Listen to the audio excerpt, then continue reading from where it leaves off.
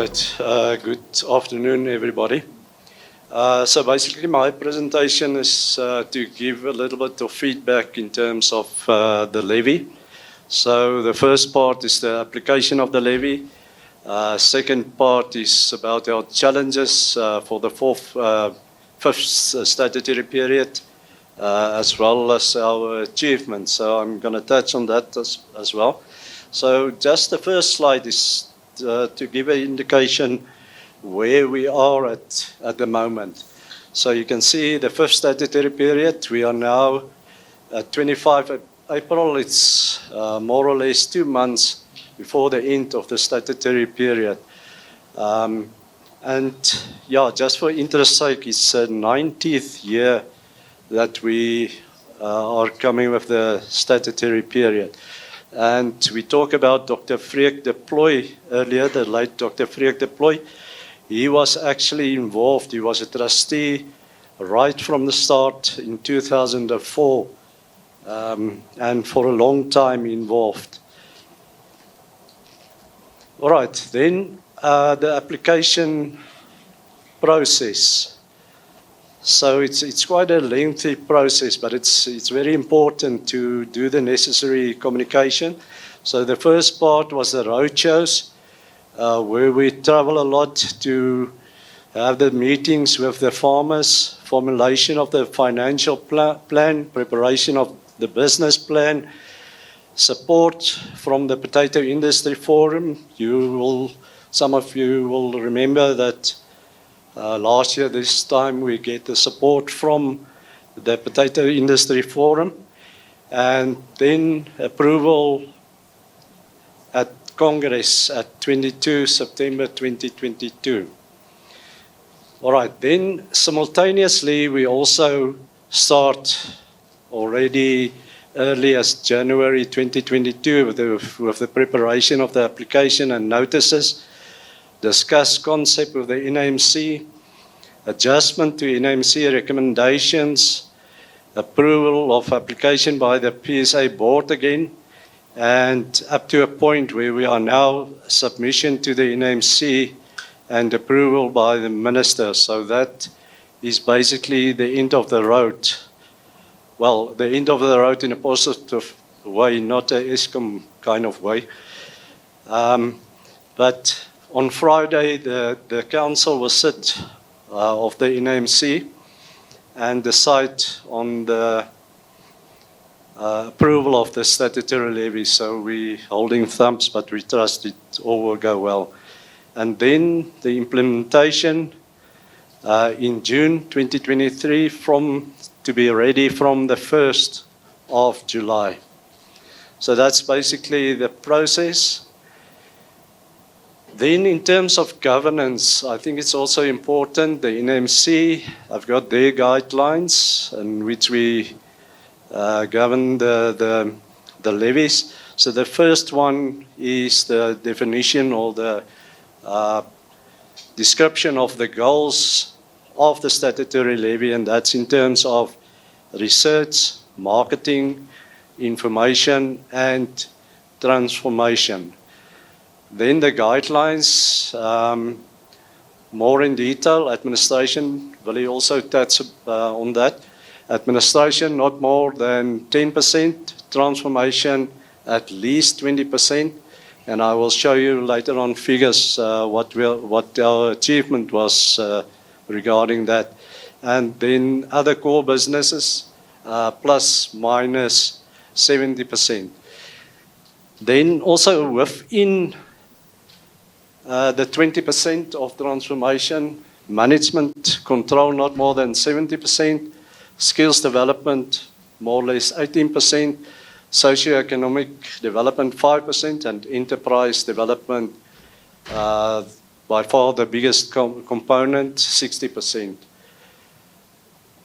Then we've also got governance in terms of Potato South Africa voluntary, the guidelines. Now this, I usually refer to this as good business principles.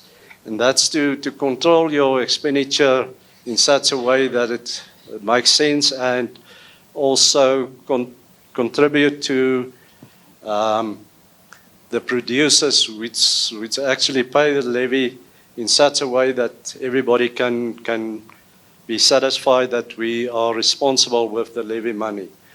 So that is in terms of the growth of the projects from year to year, the allocations of funds for research, marketing, and transformation. We changed that to equal percentages to according to the need, and that can basically change from one year to another year. And then the staff component, not more than 38% of the total budget. So that's important business principles.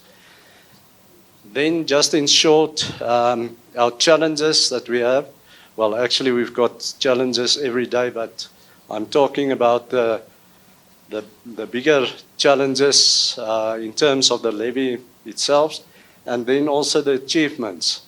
So what was the challenges? The first one is the levy itself. So this is an important slide here to see that our levy funding is made out of two components. The one component is the levy increase, that is basically from one year to another year, and also volume growth. And really, that's on the on the volume growth and the challenges we had of that. So when we actually do the calculations and setting up the financial plan of the application, we work on certain assumptions. One of the assumptions is the volume growth. And as you can see there, we worked on, sorry about that. We worked on 2.5%. Now we're struggling to get a 2%. So that's one of the variables that has the largest impact on our budget, and that can change from one month to another month. And that's why it's also important to build in some flexibility in your budget to be able to handle that.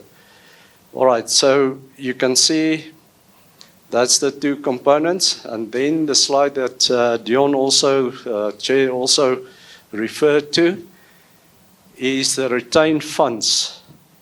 One of the requirements of the NMC is also to make sure that we don't carry over funds that is more than 2 months of a total year's budget.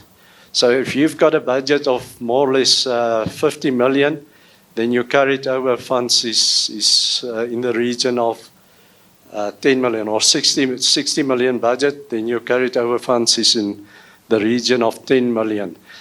So again, you get certain situations like Dion also referred to, like the COVID situation where there were certain restrictions in terms of gatherings, which means you couldn't have your training of your emerging farmers, and that kind of things. Also accessibility to the farms, so that actually we have a problem to spend our budget in full. And the result of that is that your retained funds increase, and you have to make a plan and have to manage that to actually come towards the end of the statutory period and ends on 10 million.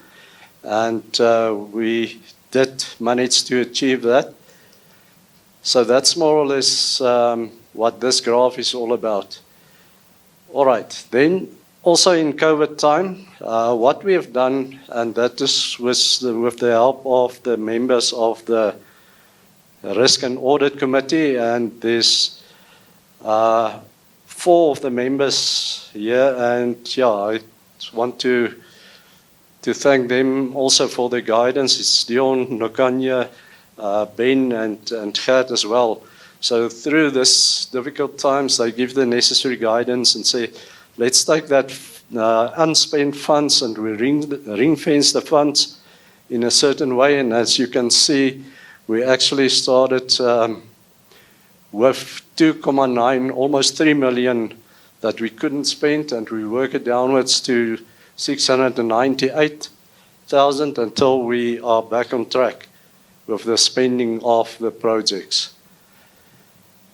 Then actually the result, and I can refer to that as an achievement over the 4-year period, is that we managed to spend 23.2% on transformation, and Willie also referred to administration, 6.4%. And as you can see, the rest, research and development, 25.9%. Sorry. Market development, 24.2%, and industry information, 20.3%. Then this is also the slide that I present to you last year this time. So that's actually the figures for the current statutory period, the first statutory period, as well as the sixth statutory period. And we try to have a modest increase in the levy, and I think we always use inflation as a measurement to say that we are actually way under inflation. I think inflation today is about 6.9%, and the increase here is a 3.315% increase. So that's more or less the result, and what's going to be hopefully approved on Friday with the council sitting. So that's it from my side. I don't know if there's any questions.